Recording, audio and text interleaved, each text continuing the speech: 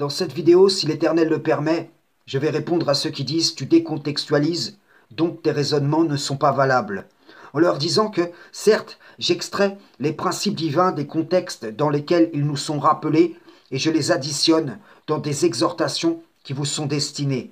Si nous mettions en comparaison les révélations divines et la nature, eh bien c'est comme si je prélevais en elles les plantes médicinales nécessaires à composer le remède de la maladie à laquelle je fais face. Ici, je donnerai un exemple réel des implications physiques d'une maladie spirituelle à partir de l'inclinaison des cœurs. Un exemple qui démontre que la confiance du croyant en l'Éternel est le remède aux inquiétudes du païen. Au fond, pourquoi les gens sortent dehors?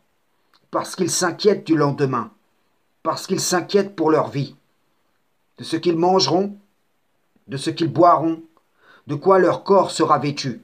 Voilà pourquoi Issa, fils de Mariam, dira en son temps, nul ne peut servir deux maîtres, car ou il haïra l'un et aimera l'autre, ou il s'attachera à l'un et méprisera l'autre.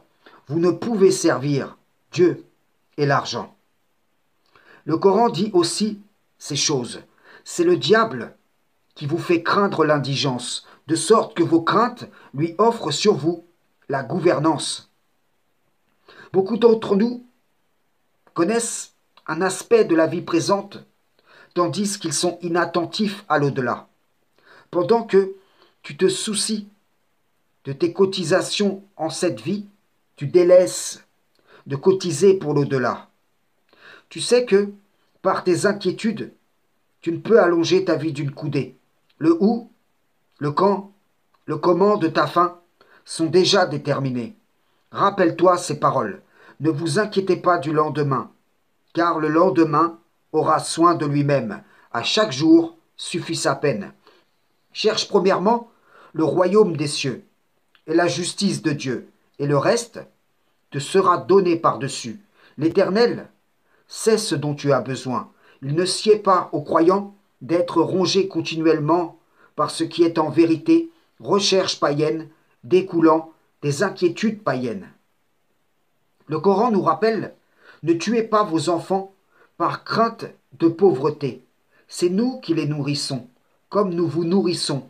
Sur un plan spirituel, sachez-le, vous léguez à vos enfants ce qui tue leur foi. Vos inquiétudes sont un poison qui va déconstruire en eux la confiance en le Tout-Puissant. Car vous mettez en opposition promesses divines et promesses du diable à travers un système. Je te le dis, tu peux connaître le Coran par cœur, savoir le décortiquer sous toutes ses coutures.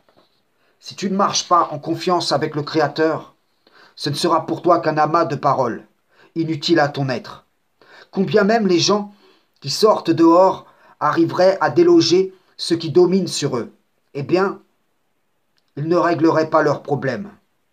À cette autorité injuste serait substituée une autre, peut-être pire que la précédente.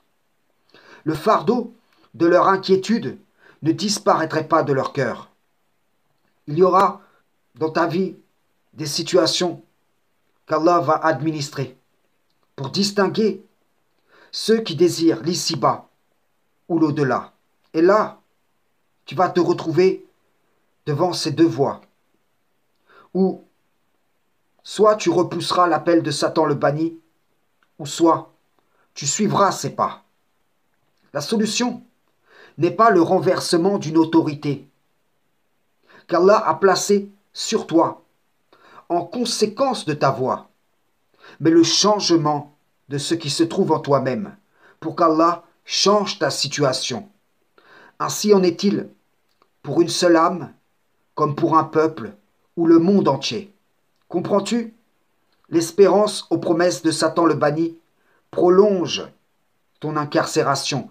Telle est la réalité de toutes ces résolutions païennes.